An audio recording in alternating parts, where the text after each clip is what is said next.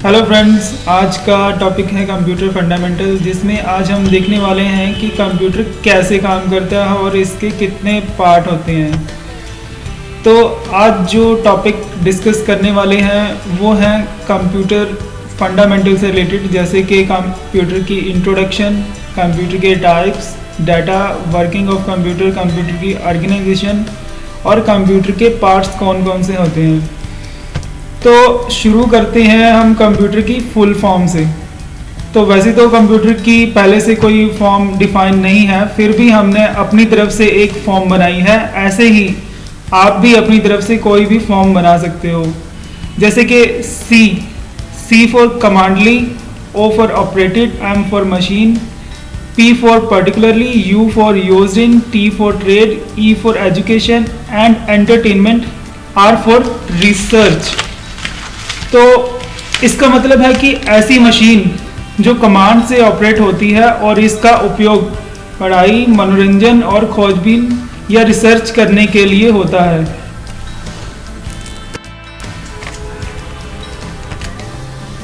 तो चलिए शुरू करते हैं कंप्यूटर की इंट्रोडक्शन से।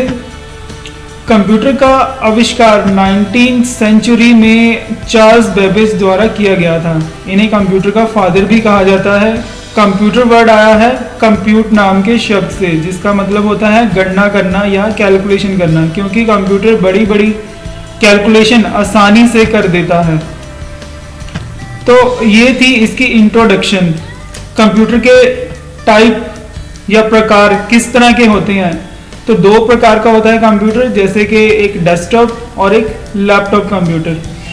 डेस्कटॉप कंप्यूटर में सीपीयू, मॉनिटर, कीबोर्ड और माउस सभी अलग अलग होते हैं। लैपटॉप में सभी डिवाइस कॉम्पैक्ट शेप में होते हैं। इसमें कीबोर्ड, माउस, स्क्रीन और स्पीकर एक साथ ही अटैच होते हैं। जरूरत पड़ने पर लैपटॉप के साथ अलग से और डिवाइस भी जोड़े जा सकते हैं।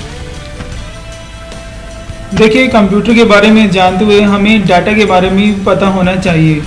यह एक अहम भूमिका निभाते हैं कंप्यूटर में काम करते हुए। यह दो प्रकार के होते हैं। पहला आता है टेक्स्ट डाटा और दूसरा है ग्राफिक डाटा।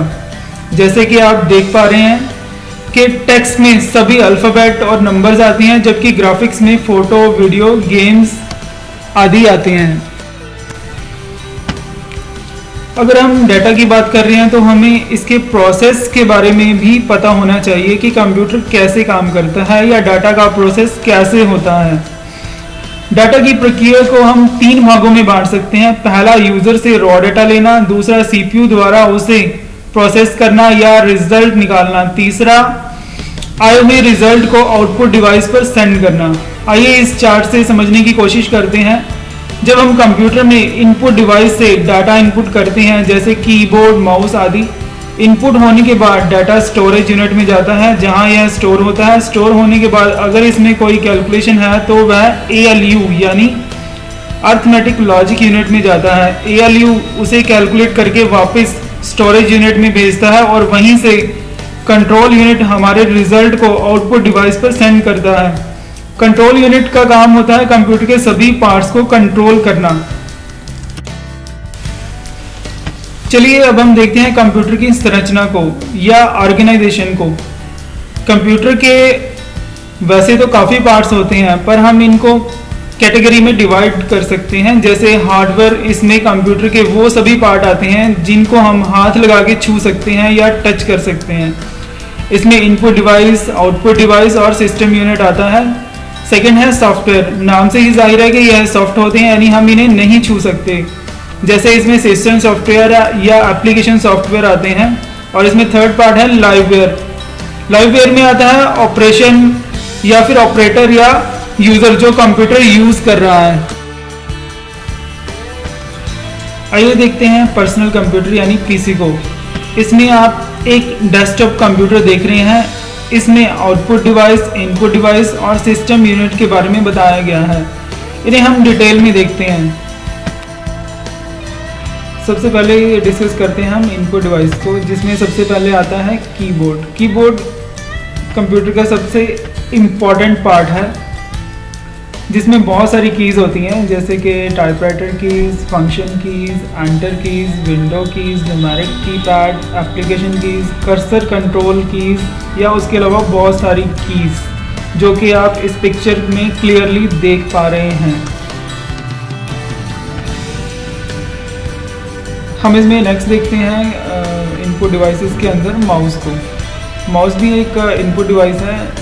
इस पर दो बटन होते हैं, left and right button. Left button पर प्रेस करके हम ज़्यादातर एप्लीकेशन चलाते हैं, पर राइट बटन से हम पॉपअप मेनू खोल के कहीं भी किसी भी खुले प्रोग्राम से रिलेटेड कॉमन कमांड्स यूज़ कर सकते हैं। इसमें एक स्क्रॉल का बटन होता है जो कि सेंटर में लगा होता है, जिससे हम पेज को अप एंड डाउन या ऊपर या नीचे भी कर सकते हैं। नेक्स्ट इनपुट डिवाइस के अंदर आता है ट्रैक बॉल। ट्रैक बॉल से हम बॉल को घुमा के माउस की तरह माउस के पॉइंटर को मूव कर सकते हैं। नेक्स्ट इनपुट डिवाइस के अंदर आता है इलेक्ट्रॉनिक पेन। इसकी हेल्प से हम डायरेक्टली स्क्रीन के ऊपर सिलेक्शन कर सकते हैं और ड्राइंग कर सकते हैं। नेक्स्ट इनपुट के अंदर आता है जॉयस्टिक। जॉयस्टिक से हम कंप्यूटर में गेम्स खेल सकते हैं। नेक्स्ट इनपुट डिवाइस के अंदर हमारा नेक्स्ट डिवाइस आता है टच स्क्रीन। टच स्क्रीन से हम स्क्रीन पर फिंगर से टच करके सभी काम कर सकते हैं, जैसे कि आजकल टच फ़ोन से हम स्क्रीन पर टच करके कोई भी प्रोग्राम चला सकते हैं। नेक्स्ट इनपुट डिवाइस के अंदर आता है स्कैनर। यह भी एक इनपुट डिवाइस होता है जिसके यूज़ से हम फ़ोटोज़ या टेक्स्ट स्कैन करके कंप्यूटर में स्टोर करके रख सकते हैं। इनमें दो तरह के स्कैनर आते हैं, एक फ्लैट बेड स्कैनर होता है और एक हैंडी स्कैनर होता है। चलिए आगे देखते हैं इनपुट डिवाइसेस के अंदर OCR। OCR यानी कि ऑप्टिकल कैरेक्टर रिकग्निशन।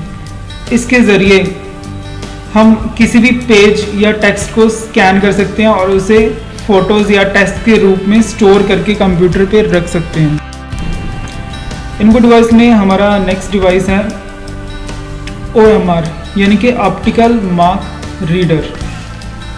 यह भी एक स्कैनिंग डिवाइस है। ये डिवाइस किसी भी पेंसिल या पेन के सिंबल को आइडेंटिफाई करता है। जैसे कभी आपने कोई भी गवर्नमेंट एग्ज़ाम दिया होगा जिसमें एक क्वेश्चन के 4 आंसर्स होते हैं और आंसर्स को पेंसिल से मार्क करना होता है। ऐसी आंसर शीट को OMR मशीन से चेक किया जाता है। इसमें मिनटों में हज़ारों शीट्स चेक की जा सकती हैं। नेक्स्ट इनपुट डिवाइस के अंदर आता है बार कोड रीडर। इसमें डाटा छोटी छोटी लाइंस में प्रिंट किया जाता है। इन लाइंस को बार कोड लाइंस कहा जाता है। इसका यूज़ सुपरमार्केट या मॉल्स में किया जाता है, जहां काफ़ी सारे कस्टमर्स को कम टाइम में बिल प्रिंट करके फ्री कर दिया जाता है। नेक्स्ट इनपुट डिवाइस के अंदर आता है MICR यानी कि मैग्नेटिक इंक कैरेक्टर रिकग्निशन। यह भी OCR डिवाइस की तरह होता है। यह डिवाइस बैंकों में चेक पर प्रिंटिंग के लिए किया जाता है। तो ये थे हमारे सारे इनपुट डिवाइसेस। तो अब डिस्कस करते हैं हम आउटपुट डिवाइसेस को। तो हमारा सबसे पहला आउटपुट डिवाइस है मॉनिटर, LCD या फिर LED। तो मॉनिटर यह एक पॉपुलर डिवाइस है। इसमें CRT यानी कि कैथोड रे ट्यूब का यूज़ होता है, पर आजकल CRT की जगह LCD या LED स्क्रीन भी यूज़ होती हैं। नेक्स्ट हमारा आउटपुट डिवाइस है प्रिंटर। प्रिंटर इसका कार्य भी डाटा को हार्ड फॉर्म में किसी भी पेपर पर प्रिंट करना होता है। वो प्रिंटर भी कई तरह के आते हैं, जैसे पहला है DMP यानी कि डॉट मैट्रिक्स प्रिंटर। ये प्रिंटर अपने नाम की ही तरह डॉट्स में प्रिंट करता है। इनका यूज़ ज़्यादातर बिलिंग या टेक्स्ट प्रिंटिंग में यूज़ होता है। इसमें टाइपराइटर की तरह रिबन का यूज़ होता है। आउटपुट डिवाइस के अंदर अगर हम प्रिंटर की बात कर रहे हैं तो नेक्स्ट इसके अंदर आता है इंकजेट प्रिंटर। यह प्रिंटर फोटो और टेक्स्ट दोनों को प्रिंट करने के काम में आता है। यह इंक को हेड की मदद से पेपर पर कलर की ड्रॉप्स डालकर प्रिंट करता है। सेकेंड आउटपुट डिवाइस में हम देखते हैं लेज़र प्रिंटर को। यह भी एक आउटपुट डिवाइस है। यह प्रिंटर लेज़र बीम द्वारा प्रिंट करता है। इसमें ड्राई इंक यूज़ होती है। इसमें ग्राफिक्स और टेक्स्ट दोनों प्रिंट हो सकते हैं। इसकी प्रिंटिंग स्पीड इंकजेट और DMP दोनों से तेज़ होती है। नेक्स्ट आउटपुट डिवाइस में आती हैं ऑफसेट प्रिंटर्स या फिर प्लॉटर्स। यह भी एक प्रकार के प्रिंटर होते हैं जो कि प्रोफेशनल प्रिंटिंग में यूज़ होते हैं। इसमें बड़ी बड़ी प्रिंटिंग निकाली जाती है। इनमें बैनर प्रिंटिंग और स्टिकर कटिंग आदि किए जाते हैं। तो आइए चलिए हम देखते हैं आगे सिस्टम यूनिट को। तो सिस्टम यूनिट इसमें आता है CPU यानी कि सेंट्रल प्रोसेसिंग यूनिट।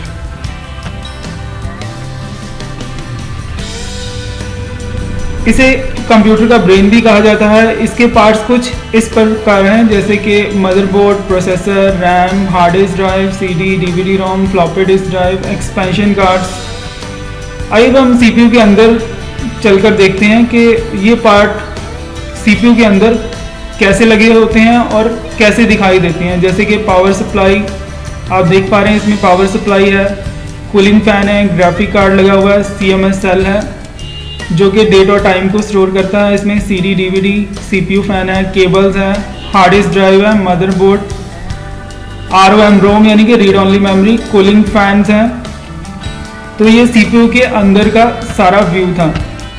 तो नेक्स्ट हम चलते हैं सिस्टम सॉफ्टवेयर के ऊपर।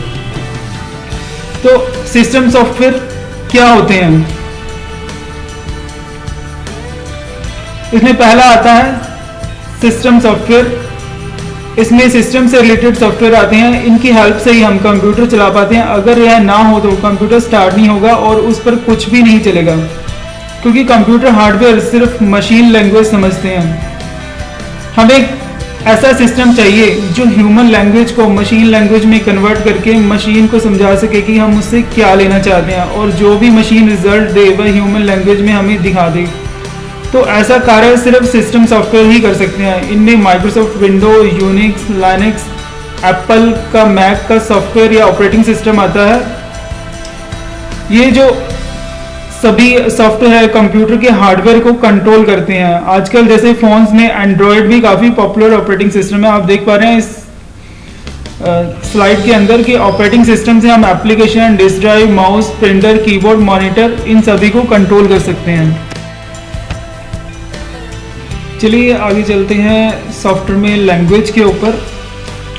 कंप्यूटर सिर्फ मशीन की भाषा समझता है, उसे ह्यूमन लैंग्वेज यानी हमारी भाषा समझने के लिए सॉफ्टवेयर की ज़रूरत पड़ती है। तो यह सभी सॉफ्टवेयर लैंग्वेज के अंदर बनते हैं। लैंग्वेज 3 प्रकार की होती है: low level language, high level language और एडवांस हाई लेवल लैंग्वेज।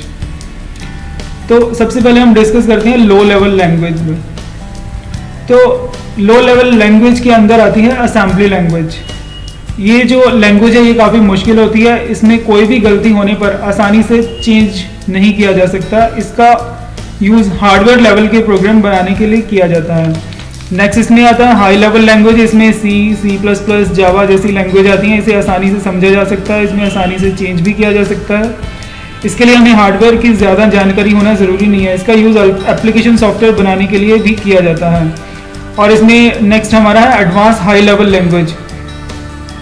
इसमें आती है कुछ एडवांस फीचर। इनमें लैंग्वेज के अंदर कोड लिखने की ज़रूरत नहीं पड़ती। इसमें ग्राफिकली माउस के साथ ही हम प्रोग्राम को डिज़ाइन कर सकते हैं। जैसे हम इसमें एग्जांपल के लिए SQL ले सकते हैं, यानी कि स्ट्रक्चर क्वेरी लैंग्वेज। नेक्स्ट इसमें आता है एप्लीकेशन सॉफ्टवेयर। एप्लीकेशन सॉफ्टवेयर में आते हैं वह सभी सॉफ्टवेयर जो कि हाई लेवल लैंग्वेज में बनाए जाते हैं, जिनको हम इंस्टॉल करके यूज़ कर सकते हैं। जैसे कि MS ऑफिस, ग्राफिक सॉफ्टवेयर हो गए, अकाउंट सॉफ्टवेयर हो गए, म्यूज़िक प्लेयर हो गए या वीडियो प्लेयर हो गई। तो ये थी हमारे कंप्यूटर के बारे में बुनियादी जानकारी, यानी कि फंडामेंटल। अगर यह सब आपको अच्छा लगा तो आप हमारे फेसबुक पेज को लाइक करें और यूट्यूब पर सब्सक्राइब करके और भी इंटरेस्टिंग वीडियो और जानकारी ले सकते हैं। Thank you.